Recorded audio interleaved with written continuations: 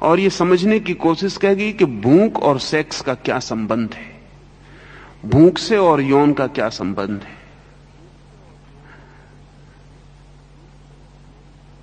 बड़े अद्भुत परिणाम हुए। पहले 7 दिनों में जब उन्हें भूखा रखा गया तो उनकी यौन प्रवृत्ति तीव्र हो गई, उनकी सेक्सुअलिटी बढ़ गई। लेकिन 7 दिन के बाद फिर उनकी यौन प्रवृत्ति कम होती चलेगी। 15वें दिन उनके सामने नंगे चित्र भी रखे जाएं स्त्रियों के तो वे उत्सुक ना रहे। किसी भी तरह उनको भड़काया जाए वो को रस ना लें। 30 दिन पूरे होते होते उन 30 युवकों में किसी तरह की काम वासना नहीं रहेगी, किसी तरह का यौन नहीं रह सकता। वे बिल्कुल ठंडे कोल्ड हो गए, फ्रोजन, जम गए बिल्कुल। उनको हिलाने का कोई उपाय ना रहा। सेक्स जैसे विदा हो गया। फिर उनको भोजन दिया गया। 7 दिन में फिर वापस लौटना शुरू हो गए। 15 दिन पर वो अपनी जगह वापस लौट गए जहां थे।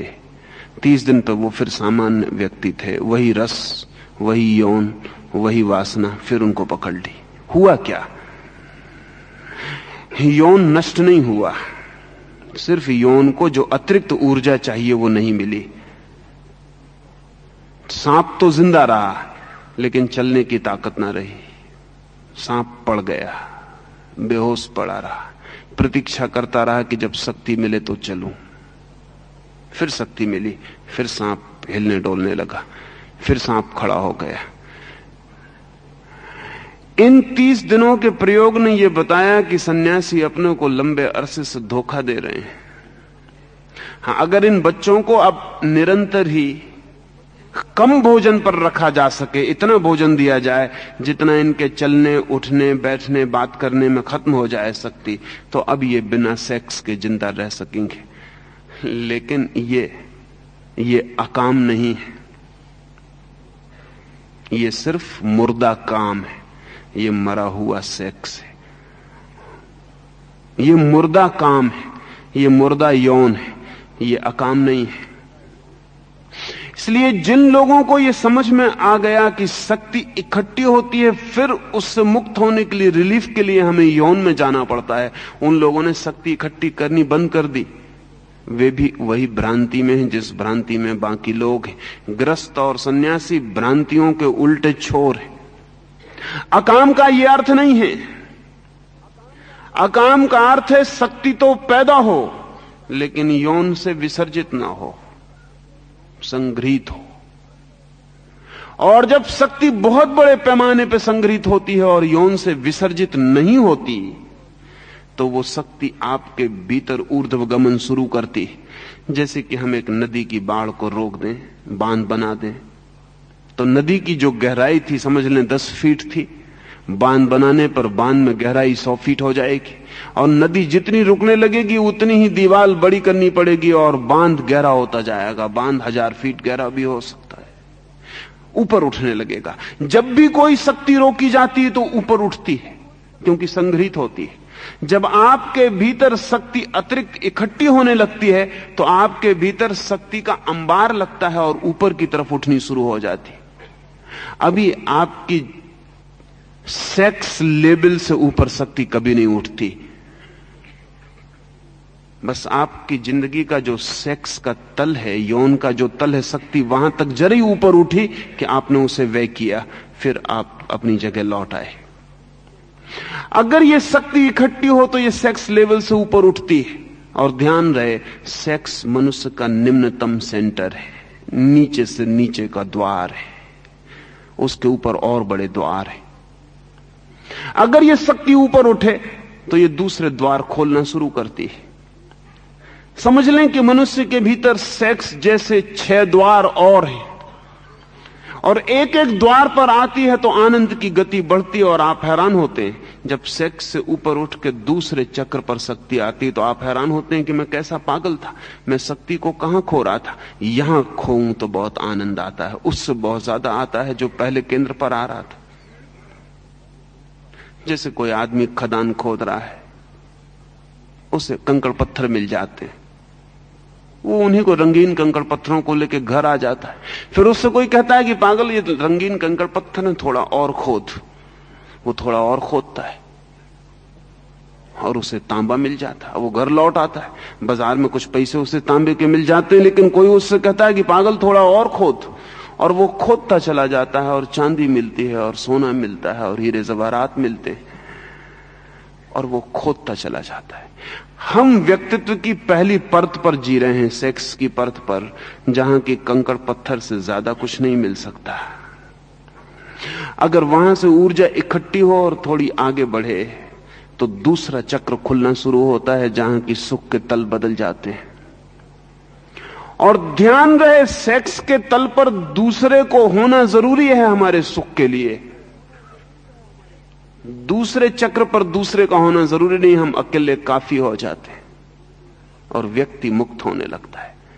सातवें चक्र पर जब ऊर्जा पहुंचती है, आपके मस्तिष्क तक जब ऊर्जा पहुंच जाती है, जब आपकी शक्ति इतनी भर जाती है कि सेक्स सेंटर और सहस्त्रार के बीच दोनों में शक्ति प्रवाहित होने लगती है, तो कोई उसे कुंडलनी कहे, कोई उसे कोई और नाम दे, इससे कोई फर्क नहीं पड़ता। जिस दिन आपकी ऊर्जा इतनी इकट्ठी है कि आपके मस्तिष्क के चक्रों को भी चलाने लगती है, उस दिन आप पहली बार आत्मज्ञान को उपलब्ध होते हैं, ब्रह्म को उपलब्ध होते हैं। उस दिन आप जानते हैं कि कहां पहुंच गया आपने। लेकिन हम पहले ही चक्र पर खो जाते हैं जिंदगी को, वो हमारा छिद्र सब कुछ विदा करवा देता है। लेकिन इसका क्या मतलब है? इसका मैं ये कह रहा हूं कि आप सेक्स को दबाएं, रोकें। अगर आपने दबाया और रोका तो आप कभी भी ना रोक पाएंगे, क्योंकि शक्ति का एक नियम है कि दबाई गई शक्ति विद्रोही हो जाती है, और जिस शक्ति को जितने जोर से दबाया जाता है वो उतने जोर से रिपेल करती और रिएक्ट करती है। किसी शक्ति को भी दबाया नहीं जा सकता, शक्ति को सिर्फ मार्ग दिए जा सकते हैं। दो ढंग है, शक्ति को नया मार्ग दें तो शक्ति उससे प्रवाहित होने लगती है, या शक्ति का पुराना मार्ग रोकें तो शक्ति उसी मार्ग पर जोर से चोट करने लगती। तो जो लोग भी सेक्स से लड़ेंगे वो जिंदगी भर के लिए कामुक रह जाए, वो कभी काम के बाहर नहीं जा सकते। सेक्स से लड़के कभी कोई व्यक्ति ऊपर के चक्रों तक नहीं पहुंचा है, जीवन की ऊंचाइयां नहीं छुई हैं।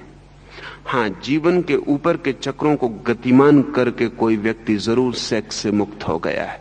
ब्रह्मचर्य सेक्स से लड़ाई नहीं है, ब्रह्मचर्य सेक्स से ऊंचे केंद्रों का सक्रिय हो जाना है।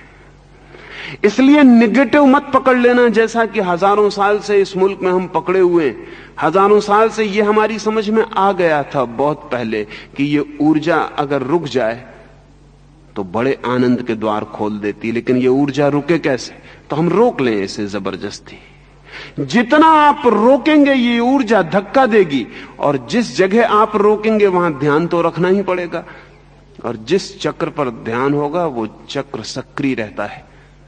इसलिए जो लोग ऊर्जा को रोकते हैं काम के बिंदु पर, यौन के बिंदु पर, वे यौन के प्रति अति सक्रिय हो जाते हैं। सच तो यह है कि उनका पूरा व्यक्तित्व जन्नेंद्रिय बन जाता है, वे उसके बाहर नहीं रह जाते।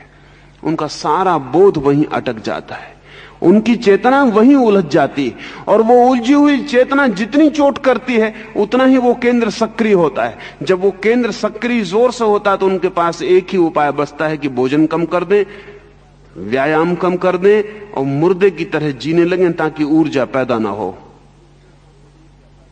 इससे कोई फर्क नहीं पड़ता, इससे तो साधारण ग्रस्त अच्छा है, कम से कम ऊर्जा पैदा तो करता है। ऊर्जा पैदा हो तो किसी दिन ऊपर की यात्रा भी हो सकती है। सन्यासी इससे बुरी हालत में वो ऊर्जा पैदा नहीं करता, हालांकि उसकी ऊर्जा बाहर नहीं जाती, लेकिन उसके पास ऊर्जा होती भी नहीं कि ऊपर जा सके। ऊर्जा चाहिए ही, जो बाहर जाती है वो भीतर जा सकती है, लेकिन जो बाहर जाने योग्य भी नहीं रही वो भीतर जाने योग्य कभी नहीं रह जाती। जो बाहर की ही यात्रा करने में असमर्थ हो गया है वो भीतर की यात्रा कभी ना कर सकेगा। इसलिए एक बात तो पहली ये ध्यान रख लेना कि हमारे पास अतिरिक्त ऊर्जा चाहिए ही, तो ऊर्जा को पैदा करने का तो पूरा इंतजाम होना चाहिए। लेकिन ऊर्जा को नई दिशाएं देने का भी इंतजाम होना चाहिए। वो मैं 2-3 सूत्र आपसे कहूं कि इस ऊर्जा को नई दिशाएं कैसे मिलती हैं। एक, सिर्फ हम वर्तमान में जी सकें तो ऊर्जा इकट्ठी होती है और ऊपर की तरफ चलनी शुरू हो जाती है। एक पहला सूत्र, लिविंग इन द प्रेजेंट। जो आदमी भी बहुत कल का सोचता है और परसों का सोचता है और आने का सोचता है और भविष्य में जीने की कोशिश करता है, उसकी ऊर्जा बह जाती, क्योंकि भविष्य है दूर और भविष्य से हमारा जो संबंध है वो कामना का ही हो सकता है और कोई संबंध नहीं हो सकता। भविष्य है नहीं, भविष्य होगा, और होगा से हमारा संबंध सिर्फ वासना का हो सकता है, डिजायर का हो सकता है, और कोई संबंध नहीं हो सकता। इसलिए जीसस एक गांव के पास से गुजर रहे हैं और वो अपने शिष्यों को कहते हैं, देखते हो ये लिली के खिले हुए फूल? उन शिष्यों ने कहा देखते हैं। जीसस ने कहा कि देखो इनका सौंदर्य, देखो इनका खिलना, देखो इनका आनंद। और जीसस ने कहा कि सोलोमन, सम्राट सोलोमन, जो अपने वैभव के पूर्ण शिखर पर था और जिसके पास सारी पृथ्वी की संपत्ति थी, वो अपने वैभव के पूर्ण शिखर पर भी इतना सुंदर न था जितने ये लिली के जंगली फूल सुंदर है। किसी ने पूछा लेकिन ऐसा क्यों है? तो जीसस ने कहा सोलोमन हमेशा भविष्य में जी रहा था, ये फूल अभी जी रहे हैं। इनकी ऊर्जा को कामना बनने का मौका नहीं है, इनकी ऊर्जा जीवन बन रही है। ध्यान रहे, जब भी हम ऊर्जा को कामना बनाते हैं तो भविष्य के कारण बनाते हैं। कामना अर्थात फ्यूचर ओरिएंटेशन। वासना का मतलब है भविष्य में जीने की इच्छा, और जीवन है सदा अभी और यहां। जिस व्यक्ति ने भविष्य की जीने की इच्छा को अपने जीवन में प्रबल किया, वो बाहर की तरफ बहता रहेगा और उसकी ऊर्जा खोती रहेगी। भविष्य हमारी ऊर्जा को बुरी तरह पी जाता है, एब्जॉर्ब कर लेता है। वर्तमान में ऊर्जा संग्रहित होती है। इसलिए जिस व्यक्ति को अपनी ऊर्जा को, अपनी शक्ति को अकाम तक पहुंचाना हो, ब्रह्मचर्य तक पहुंचाना हो, जिसे अपनी ऊर्जा को सत्य और ब्रह्म तक ले जाना हो, जिसे अपनी ऊर्जा को स्वयं तक पहुंचाना हो, उसे भविष्य की इच्छाएं, भविष्य की कामनाएं, भविष्य को धीरे धीरे छीन कर देना चाहिए। उसे जीना चाहिए अभी और यहीं, हियर एंड नाउ। जब आप खाना खा रहे हैं तो सिर्फ खाना खाएं, दफ्तर में मत प्रवेश कर जाएं खाना खाते वक्त। और जब दफ्तर में बैठें तो दफ्तर में ही बैठें और दफ्तर में बैठ के खाना ना खाएं। और जब सिनेमा गृह में जाएं तो सिनेमा गृह में जाएं, उस वक्त मंदिर को बिल्कुल वहां प्रवेश ना करने दें। और जब मंदिर में जाएं तो मंदिर में हो, सिनेमा गृह मंदिर में ना आए। प्रतिपल जहां आप हैं वहां पूरे होने की कोशिश करें। कठिन होगी ये बात, लेकिन सरल बन जाएगी। कठिन होगी इसलिए कि हमारी आदतें सदा वहां होने की नहीं है जहां हम हैं, सदा वहां होने की हैं जहां हम नहीं हैं। जहां आप होते हैं वहां आप होते ही नहीं। आपका वो जो मन है काम से भरा हुआ, वो कहीं और होता है। जब आप कलकत्ते में होते हैं तब मन बंबई में होता है, जब आप बंबई में होते हैं तब मन कलकत्ते में होता है। जहां हम हैं उस क्षण में हमारा मन नहीं होता। इसलिए जहां हम नहीं हैं वहां से हमें काम का विस्तार करना पड़ता और जुड़ना पड़ता है। वो जोड़ हमारी ऊर्जा को खोने का रास्ता है। अगर कोई व्यक्ति अभी और यहीं जीने के लिए धीरे धीरे धीरे धीरे धीरे समर्थ हो जाए, और सरल है होना, सरल इसलिए है कि अगर आप प्रयोग करेंगे तो आप बहुत हैरान हो जाएंगे कि खाना इतना आनंदपूर्ण कभी भी ना था जितना आनंदपूर्ण उस क्षण हो जाता है जिस क्षण आप खाना खाते वक्त पूरे मौजूद हैं। जिस वक्त आप खाना ही खा रहे हैं। एक जैन फकीर के पास एक सम्राट मिलने गया था। वो फकीर अपने बगीचे में गड्ढा खोद रहा था। उस सम्राट ने कहा कि मैं आपसे कुछ ज्ञान सीखने आया हूं। तो उस फकीर ने कहा कि बैठो और देखो और सीखो। सम्राट बैठ गया। वो फकीर अपना गड्ढा खोदता रहा। सम्राट ने कहा कुछ कहिएगा भी। आप तो गड्ढे खोदे चले जा रहे हैं। उस फकीर ने कहा, गौर से देखो, मैं हूं ही नहीं, बस गड्ढा खोदना ही है, गड्ढा खोदना ही हो रहा है, मैं हूं ही नहीं। मैं इतना पूरा लीन हूं इस गड्ढे खोदने में कि मुझे अलग करने की कोई जरूरत नहीं। मैं गड्ढा खोद रहा हूं ऐसा कहना गलत है, मैं गड्ढा खोदने की क्रिया हो गया हूं ऐसा ही कहना ठीक है। तुम भी देखने की क्रिया हो जाओ। कृपा करके उस बात को मत सोचो कि जब मैं बोलूंगा तो क्या बोलूंगा और जब तुम समझोगे तो क्या समझोगे। तुम कृपा करके यहां सिर्फ देखना हो जाओ। उस सम्राट ने कहा, यह तो बड़ा मुश्किल है, सिर्फ देखना, मुझे लौटना भी है।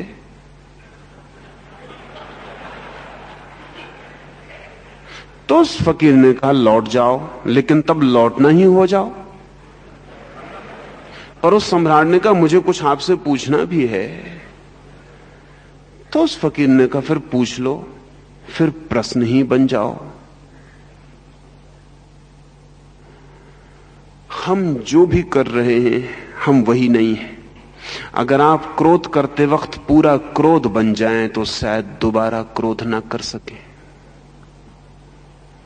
लेकिन क्रोध करते वक्त क्षमा मांग रहे हैं भीतर, क्रोध करते वक्त प्रायश्चित कर रहे हैं भीतर, क्रोध करते वक्त जान रहे हैं कि बड़ा बुरा कर रहा हूं, तब आप क्रोध में भी पूरे नहीं हो पाते, प्रेम में भी पूरे नहीं हो पाते। जिस प्रेमी से मिलने के लिए वर्षों प्रतीक्षा की, जब वो मिल जाता है तब हम कुछ और सोचते हैं। जिस प्रेमी से मिलने के लिए वर्षों सोचा था, वो जब मिल जाता है और पास बैठ जाता है तब हम उसे भूल जाते हैं और कुछ और सोचने लगते हैं। जिस धन को खोजने के लिए वर्षों मेहनत की थी, जब वो मिल जाता है तिजोरी में चाबी लगा के बाहर बैठ के हम कुछ और सोचने लगते हैं। हम पूरे वक्त चूकते चले जाते हैं। हम सदा ही भविष्य में अपनी शक्ति को व्यय करते रहते हैं। अगर शक्ति को संग्रहित करना है, और शक्ति के संग्रहित हुए बिना कोई अंतर यात्रा संभव नहीं है, तो हमें वर्तमान में जीना सीखना होगा। वर्तमान के साथ बड़ी खूबी है, वर्तमान सर्कुलर है, राउंड शेप्ड है। एक नदी है, वो वन डायमेंशनल है, वो भागी जा रही, वो पूरे वक्त भागी जा रही सागर की तरफ। वन डायमेंशनल है, उसमें एक आयाम है, वो भागी जा रही। एक सरोवर है, वो भाग नहीं सकता, वो गोल है, वो अपने भीतर ही घूमता है, रह जाता है। सारी भ्रमण यात्रा उसके भीतर है। जिस क्षण आप वर्तमान के क्षण में होते हैं, उस वक्त आप सरोवर की भांति हो जाते हैं, गोल, वर्तुलाकार। शक्ति आपके भीतर घूमने लगती, क्योंकि बाहर जाने के लिए कोई मौका नहीं मिलता। मौका मिलता है भविष्य से। कल क्या करूंगा, इससे तत्काल मौका मिल जाता है। कल क्या होगा, तत्काल मौका मिल जाता है। अभी हूं, यहां हूं, आप मुझे यहां सुन रहे हैं। अगर आप मुझे सिर्फ सुन रहे हैं तो आप जरा सी भी शक्ति नहीं खोएंगे। आप एक वर्तुलाकार व्यक्तित्व बन गए, नॉन डायमेंशनल। अब आपका कोई आयाम ना रहा, अब आप बह नहीं सकते। अगर सिर्फ सुन रहे हैं, अगर सुनने के साथ सोच रहे हैं तो आप थक जाएंगे, आपकी शक्ति क्षीण होगी। अगर मैं सिर्फ बोल रहा हूं तो मैं थकने वाला नहीं हूं। अगर मुझे बोलने के साथ सोचना भी पड़ रहा है तो मैं थक जाऊंगा। अगर कोई भी क्रिया पूरी हो रही है तो शक्ति नहीं खोती, शक्ति संग्रहित होती है। कोई भी क्रिया अगर टोटल है तो शक्ति संग्रहित होती है। प्रेम अगर पूर्ण है तो शक्ति लाता है, क्रोध अगर पूर्ण है तो वो भी शक्ति खोता नहीं। जो भी पूर्ण हो जाता है वो खोता नहीं। और बड़े मजे की बात है, अगर क्रोध पूर्ण हो जाए तो आप क्रोध से मुक्त हो जाते हैं, क्योंकि वो इतना व्यर्थ मालूम पड़ता है। अगर आप प्रेम में पूर्ण हो जाएं तो आप प्रेम से भर जाते हैं, क्योंकि वो इतना सार्थक मालूम पड़ता है। जिस क्रिया को पूर्णता से किया जा सके उसे मैं पुण्य कहता हूं, और जिस क्रिया को पूर्णता में किया ही ना जा सके उसे मैं पाप कहता हूं। पाप और पुण्य की और कोई कसौटी जगत में नहीं है। अगर आप क्रोध को पूरी तरह कर सकते हैं और फिर दोबारा भी कर सकते हैं तो फिर क्रोध पाप नहीं। लेकिन ऐसा कभी नहीं हुआ। आप क्रोध को अधूरा करते हैं इसलिए दोबारा फिर कर पाते हैं। अगर आप क्रोध को एक बार पूरा कर लें तो आपके चारों तरफ नरक उपस्थित हो जाएगा। जिस नरक को आपने शास्त्रों में पढ़ा है वो आपके आसपास खड़ा हो जाएगा और दोबारा आप उस नरक में फिर प्रवेश ना चाहेंगे। फिर आप माफी ना मांगेंगे किसी से, बस क्रोध के बाहर हो जाएंगे। आग इतने जोर से लगेगी कि उसके बाहर होने के सिवाय कोई रास्ता नहीं रह जाएगा। लेकिन हम कुनकुनी आग में जीते हैं, ल्यूकवार्म। थोड़ा थोड़ा करते रहते हैं तो जिंदगी भर चलता रहता है, चुकता भी नहीं और चलता भी रहता है। नरक पूरा बन जाए तो स्वर्ग में जाने में देर नहीं, लेकिन नरक भी हम इतने धीरे धीरे बनाते हैं कि वो कभी पूरा नहीं बन पाता, उससे छुटकारा नहीं हो पाता। इसलिए पहला सूत्र आपसे कहता हूं अकाम की यात्रा के लिए और काम के ऊर्ध्व गमन के लिए, वो है प्रतिपल जीना। सन्यासी का अर्थ घर छोड़ के भाग जाना नहीं, सन्यासी का अर्थ जो प्रतिपल जी रहा है, जो पल के बाहर नहीं जीता, जो अभी जीता है यहीं जीता है, कहीं और कहीं नहीं जीता। जो भी व्यक्ति ऐसी चित्त दशा में आ जाए वो सन्यासी है। सन्यास का अर्थ है to be in the present, to be in the living moment. वो जो जीवंत क्षण है उसमें अगर हम हैं तो हमारी शक्ति ऊपर उठनी शुरू हो जाएगी। अब ये बड़े मजे की बात है, अगर ये जीवंत क्षण हमारे चारों ओर से हमें घेर ले, क्रोध में भी हम पूरे हो सके तो क्रोध से मुक्त हो जाएंगे, और अगर सेक्स में, यौन में भी पूरे हो सके तो हम यौन से मुक्त हो जाएंगे। क्योंकि जो व्यक्ति सेक्स के क्षण में, यौन के क्षण में, संभोग के क्षण में पूरी तरह मौजूद है, वो दोबारा फिर आकांक्षा नहीं करेगा। बात समाप्त हो गई, बात व्यर्थ हो गई।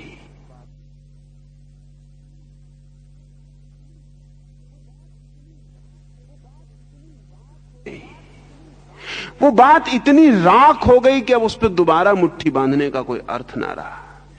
लेकिन हम उस क्षण में भी पूरे वहां नहीं है। आदमी आतुर है संभोग के लिए, 24 घंटे दौड़ रहा है, पूरी जिंदगी दौड़ रहा है, धन कमा रहा है, मकान बना रहा है, बहुत गहरे में सेक्स की तृप्ति की दौड़ चल रही है। सब हो जाए तो वो उसको तृप्त कर सके, और फिर जब सेक्स का क्षण आता है तब वो उसमें पूरा नहीं है। तब वो हजार दूसरी बातें सोचने लगता है कि ब्रह्मचर्य अच्छा है, वो सोचने लगता है कि ब्रह्मचर्य परम जीवन है। जब सेक्स का क्षण आता है तब वो ये सोचता है, और जब ब्रह्मचर्य की कसम लेता है तब सेक्स के विचार करता रहता है। तो आदमी पागल है, इनसेन है। ये पागलपन हमारी जिंदगी की ऊर्जा को कभी भी ऊपर की तरफ जाने नहीं देता। इसलिए पहला सूत्र आपसे कहता हूं, पल पल जीना, तो आपके भीतर अकाम शुरू हो जाएगा, काम क्षीण होने लगेगा। क्योंकि काम के लिए भविष्य जरूरी है, कामना के लिए कल जरूरी है। सच तो यह है कि कल अस्तित्व में होता ही नहीं, सिर्फ कामना में होता है। It is a by product of desire. कल तो होता ही नहीं, कल कहीं है ही नहीं।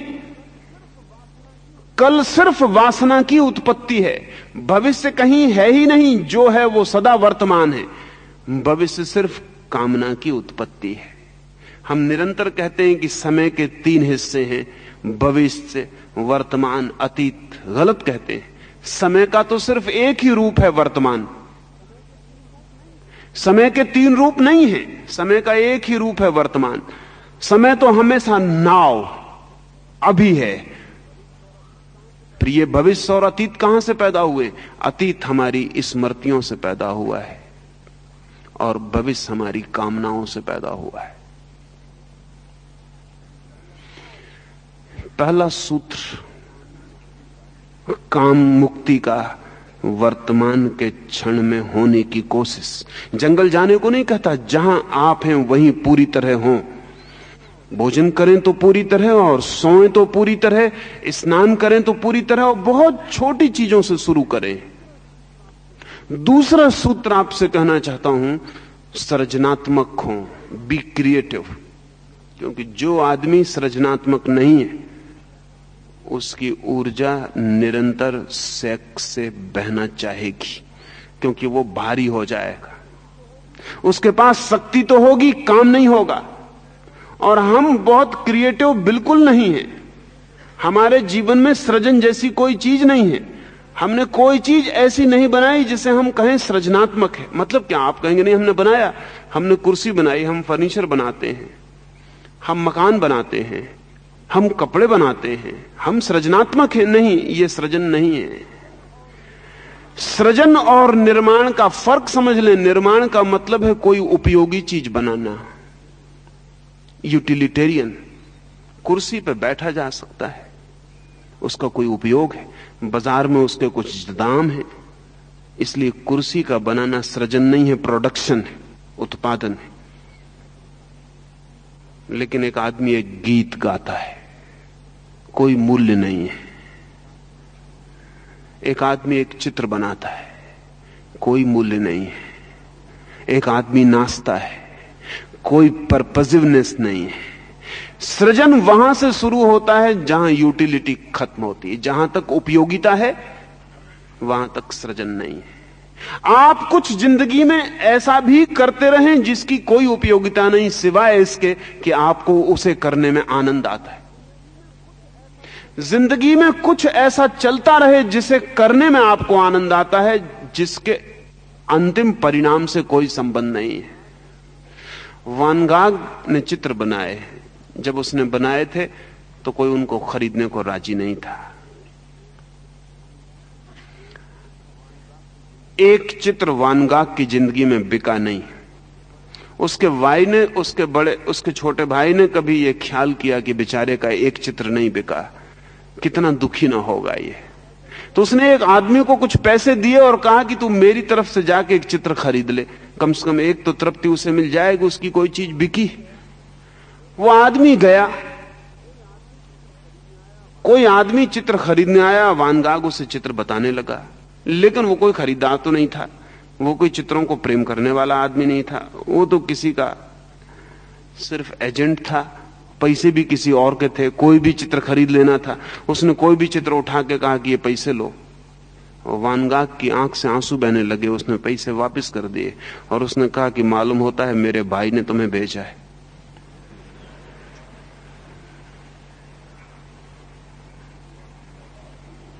वापस लौट जाओ।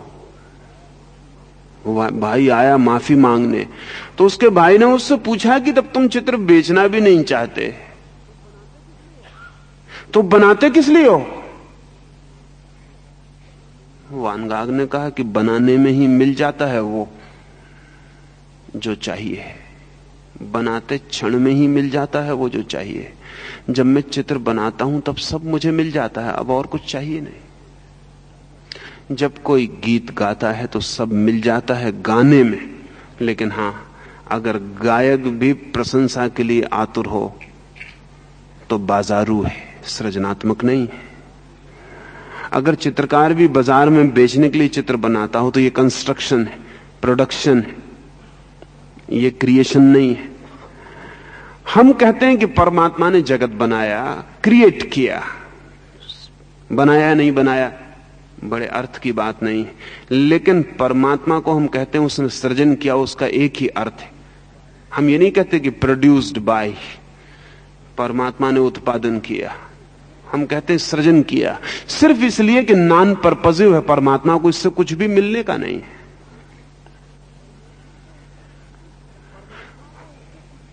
परमात्मा को इससे कुछ भी उपलब्ध होने वाला नहीं है।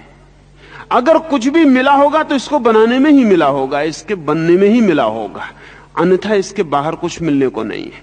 जिस आदमी की जिंदगी में कुछ ऐसे क्षण हैं जब वो आनंद और सृजन में जीता है, वो आदमी धीरे धीरे अकाम को उपलब्ध हो जाएगा। क्योंकि काम की दूसरी शर्त है, काम की दूसरी शर्त है द रिजल्ट।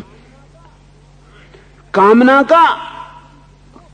का आखिरी स्रोत, उद्गम का, दौड़ का, शक्ति का एक ही है कि मिलेगा क्या। हम हमेशा पूछ रहे हैं, मेरे पास लोग आते हैं, वे कहते हैं ध्यान हम करें, लेकिन ध्यान में मिलेगा क्या? उनको पता ही नहीं कि ध्यान का मतलब ही एक ऐसा काम है जिसमें कुछ मिलेगा नहीं, ध्यान ही मिलेगा। और ध्यान का मिलने का अपना अर्थ है। हम जूता खरीदते हैं तो जूते का दुकानदार ये नहीं कह सकता कि आप बस आनंद से खरीद लें, मिलेगा कुछ नहीं। जूता एक यूटिलिटी है, कोई खरीदेगा नहीं। लेकिन आप अगर जूते की दुकानदार पर जिस भांति जाते हैं, उसी तरह आप मंदिर में गए और पूछा कि प्रार्थना से मिलेगा क्या, तो आप गलत जगह पहुंच गए हैं।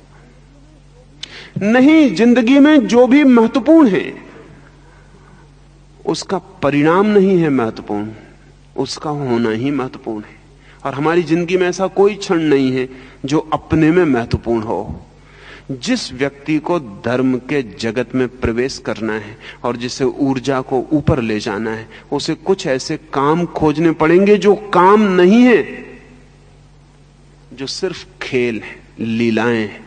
इसलिए कृष्ण के जीवन को हम चरित्र नहीं कहते, राम के जीवन को चरित्र कहते हैं। राम का जीवन चरित्र है, बहुत गंभीर मामला है। राम हर चीज को बड़ी गंभीरता से ले रहे हैं। उनके लिए खेल नहीं है मामला, उनके लिए जिंदगी एक काम है।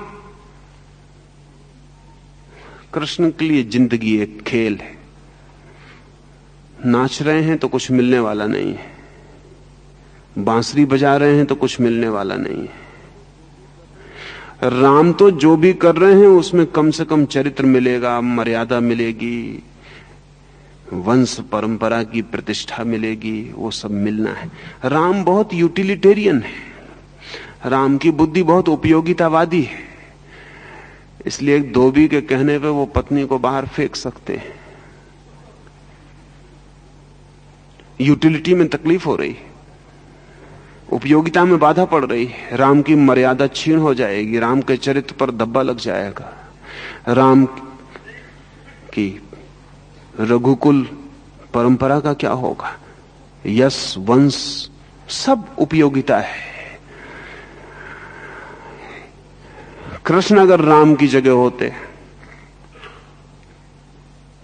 तो सीता को फेंक नहीं सकते थे। हो सकता था खुद ही बांसुरी बजाते हुए भाग जाते, ये हो सकता था।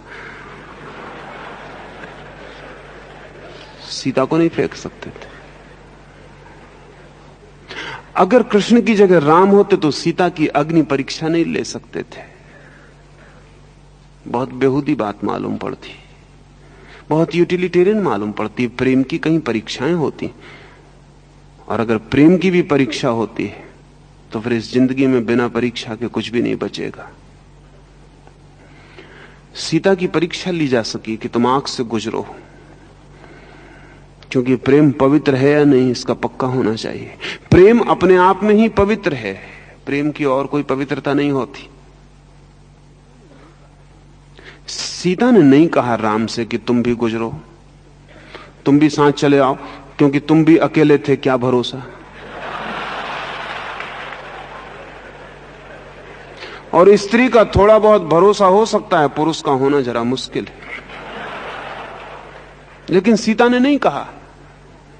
सीता के लिए जिंदगी एक गंभीरता नहीं है, एक प्रेम है। इसलिए सीता राजी हो गई, निकल गई। प्रेम परीक्षा नहीं मांगता, प्रेम सब परीक्षाएं दे सकता है। लेकिन कृष्ण तो बात ही नहीं करते, ये कोई सवाल ही ना था। इसलिए कृष्ण के जीवन को हम चरित्र नहीं कहते, कृष्ण के जीवन को हम लीला कहते हैं। वो कृष्ण लीला है। लीला का मतलब है कि पूरी जिंदगी क्रिएटिव है, पर्पसिव नहीं है, यूटिलिटेरियन नहीं है। जिंदगी एक खेल है।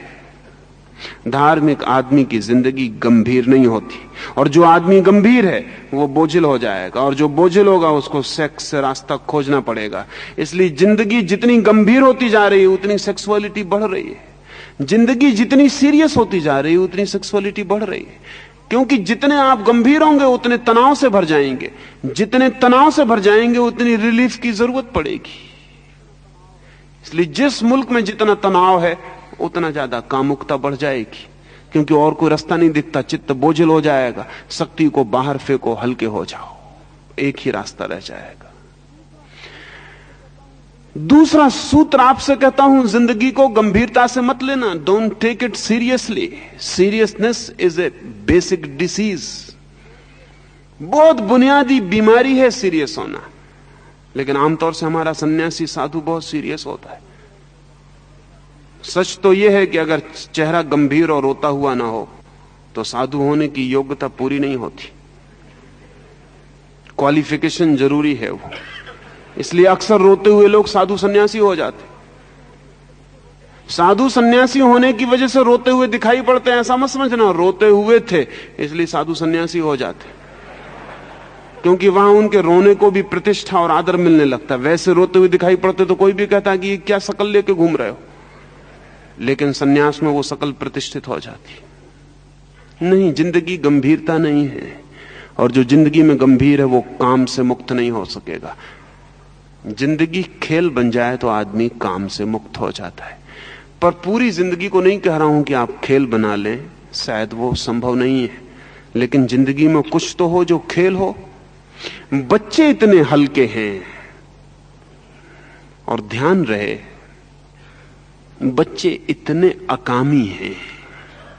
उसका कुल कारण यह कि बच्चों की जिंदगी गंभीर नहीं है, खेल है। जिंदगी एक लीला है।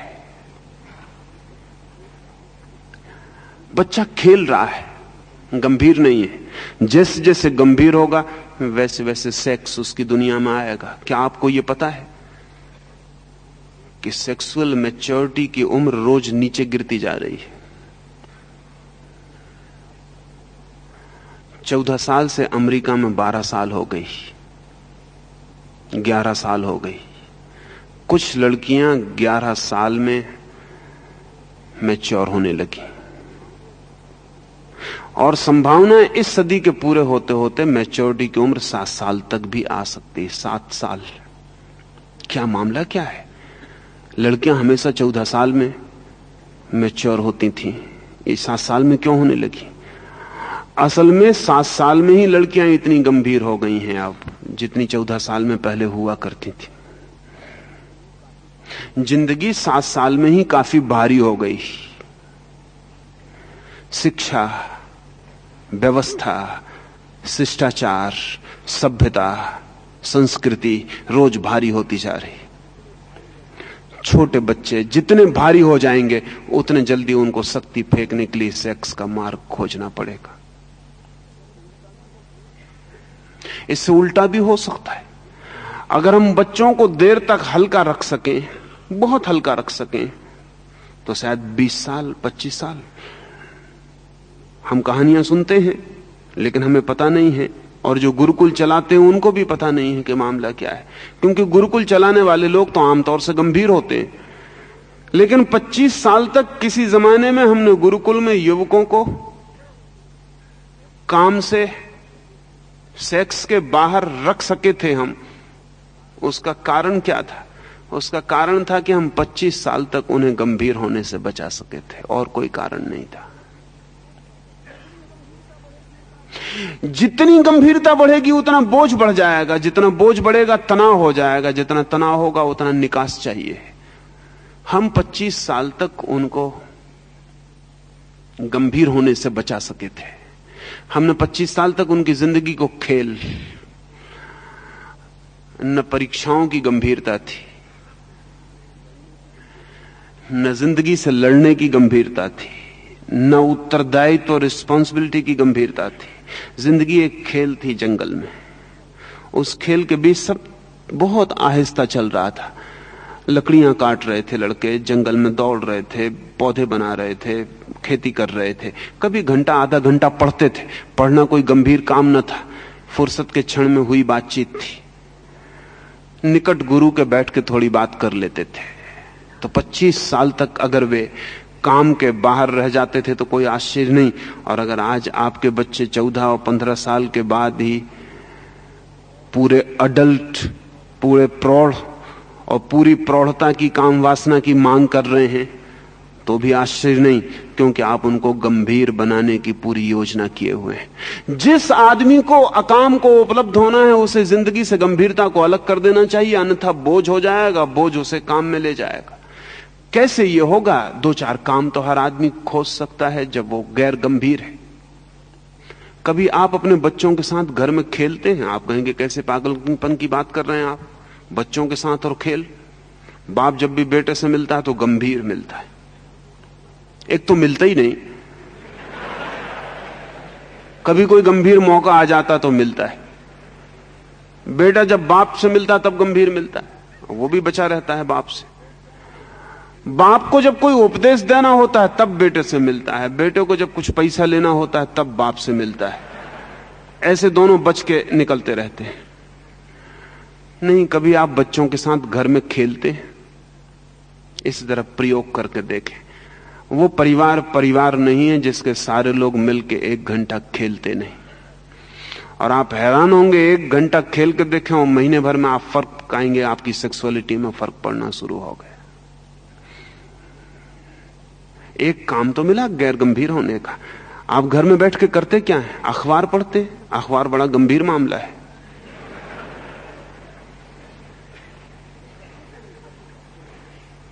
करते क्या है घर में बैठकर? 6 घंटे दफ्तर के बाद, दुकान के बाद घर में करते क्या है? चित्र बनाते, कभी बैठ के रंग तूलिका घर की दीवारें रंगते। कैसी बेहूदगी है कि घर की दीवार भी रंगने के लिए हमें दूसरे आदमी लाने पड़ते हैं, अपनी दीवार भी नहीं रंग सकते। कभी दीवार पे कोई चित्र बनाते हैं, जरूरी नहीं कि वो चित्र कोई बड़े चित्रकार जैसे हों, जरूरी यह है कि वो आपसे निकले। और बड़े मजे की बात है कि मेरी दीवार पर अगर किसी दूसरे चित्रकार का चित्र है तो उसे मेरी दीवार कहने का मुझे हक भी कहां है? उधार है, बासा है। मेरी दीवार पर मेरे हाथ का चित्र होना चाहिए। कभी घर में बैठ के नाचते हैं, सबको इकट्ठा करके घर के लोग नाचने लगते हैं। नहीं, आप कहेंगे कि कैसी बातें कर रहे हैं। अगर घर में एक आदमी धार्मिक हो जाए तो सबको बिठा के वो ऐसा उदासी का और ऐसा रोने का वातावरण तैयार करवाता है कि जिसका कोई हिसाब नहीं। लेकिन अगर घर में आप घंटे भर नाचते हैं, नाचने के लिए विधि और व्यवस्था की जरूरत नहीं कि आप कथक और भरतनाट्यम सीखें और कथकली सीखें। कून तो अगर 1 घंटे आप घर में सिर्फ कूनते हैं, मौज से नाचते हैं, जो गा सकते हैं गाते हैं, जो बजा सकते हैं बजाते हैं, जो पेंट कर सकते हैं पेंट करते हैं, आप पाएंगे आपकी जिंदगी में सेक्सुअलिटी कम होने लगी। जो 1000 ब्रह्मचर्य के नियम लेने से कम नहीं होगी, वो कम होने लगेगी, क्योंकि आपकी जिंदगी में सृजनात्मक काम शुरू हो गया। हर आदमी दुनिया में छोटा मोटा कवि है, और हर आदमी छोटा मोटा चित्रकार है, और हर आदमी छोटा मोटा संगीतज्ञ है, और हर आदमी छोटा मोटा नृत्यकार है, और सबको ये सब होना चाहिए। और जब आप इसमें से गुजरेंगे तो आप बहुत हैरान हो जाएंगे कि आपकी जो वासना थी, जो बोझ था चित्त पर शक्ति का, वो सृजनात्मक हो गया। एक बार शक्ति सृजनात्मक बननी शुरू हो तो ऊपर बहनी शुरू होती। इससे उल्टा भी होता है। अगर आपकी शक्ति सृजनात्मक न हो पाए तो विध्वंसात्मक हो जाती। ये आपको शायद जान के हैरानी होगी कि हिटलर चित्रकार होना चाहता था, मां बाप ने चित्रकार नहीं होने दिया। अब किसी दिन भविष्य की अदालत में शायद यह तय करना मुश्किल होगा कि इस बड़े महायुद्ध के लिए, इतने करोड़ों लोगों के मरने के लिए हिटलर जिम्मेवार है कि उसके मां बाप जिम्मेवार है। क्योंकि हिटलर अगर चित्रकार हो जाता तो कम से कम दूसरा महायुद्ध तो नहीं होने वाला था। लेकिन हिटलर चित्रकार नहीं हो पाया। उसके भीतर जो ऊर्जा सृजनात्मक बन सकती थी वो अटक गई और विध्वंसक हो गई। वो कुछ बनाता, वो नहीं बन पाया, वो उसने कुछ मिटाना शुरू कर दिया। ध्यान रहे, अगर आप बनाएंगे नहीं तो आप मिटाएंगे जरूर। अगर आप सृजन नहीं करेंगे तो विध्वंस करेंगे, अगर क्रिएट नहीं करेंगे तो डिस्ट्रक्ट करेंगे। इन दो के बीच उपाय नहीं है।